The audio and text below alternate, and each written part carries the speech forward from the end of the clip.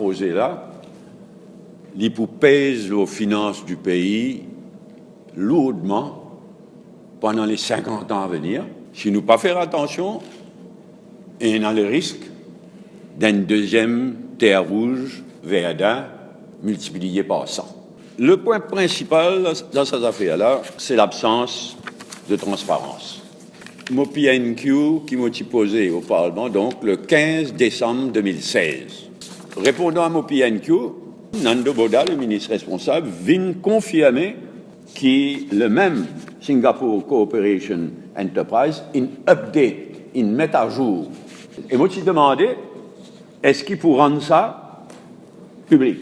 Alors, dans sa réponse, il dit, it is not proposed to render the report public at this stage. Nanda Boda vient dire, I think that the publication of this report at this stage would be prejudicial to the bidding exercise. But at the given point in time, we are all for transparency. Mais évidemment qu'il y a un moment, il dépasse.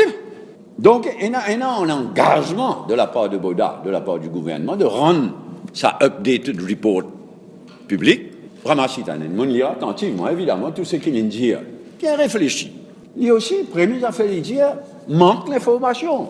Le gouvernement précédent, avec le feasibility study de 2013, qui estimait qu'il coûte 25 milliards. Maintenant, il ramène l'I, d'après Boda, d'après le gouvernement, il ramène l'I à 17 milliards.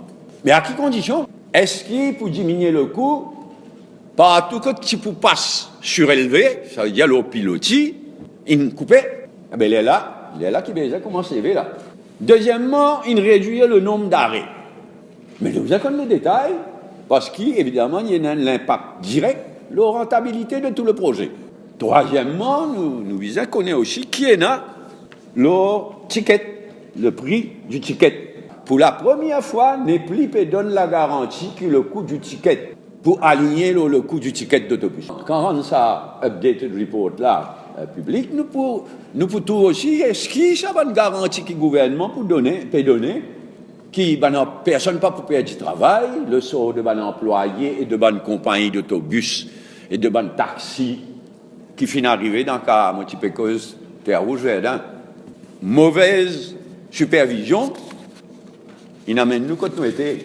Le bon sens, c'était qui Singapore Cooperation Enterprise qui gagne un contrat pour suivre sa supervision-là, right through. Le ministre déclare totalement d'accord, qui surtout après l'épisode Terre Rouge, disait qu'il a une bonne, stricte supervision de tous les travaux. Le Conseil des ministres de Maurice du 17 février fait faire connaître que le gouvernement de Maurice accorde le contrat pour supervision à une autre compagnie de laine, Rites et ITES Limited.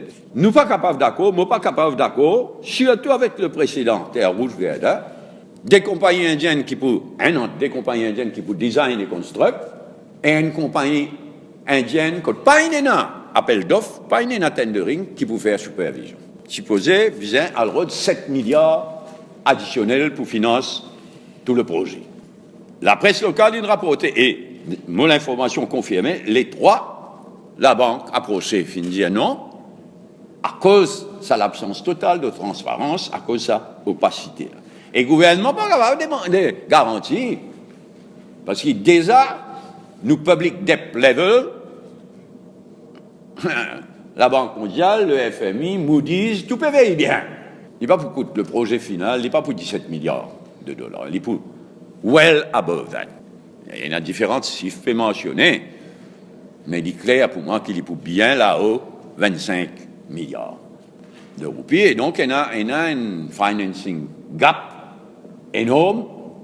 Le gouvernement, finalement, de la loi pour exempter ce projet-là de toute considération IAE. La loi, le Environment Protection Act, prévoit une consultation du public, donne un délai pour le public faire sa représentation sur l'impact sur l'environnement considérable, tapage, le bruit, vibration, sécurité aussi.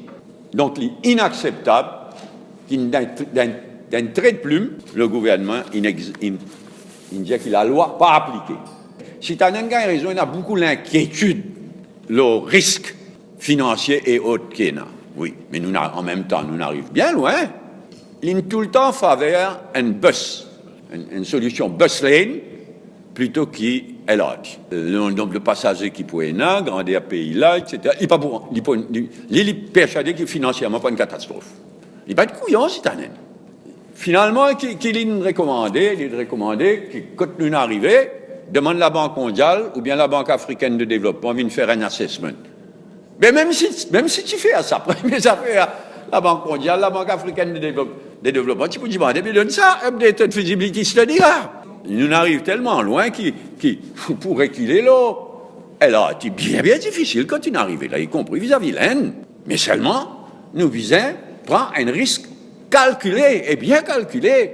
Moi, je ne pas donne aucune valeur à ce stade à ce qui est gouvernement pétillant. Le finance, le tout. Le temps de trajet pour prendre l'eau, non rien.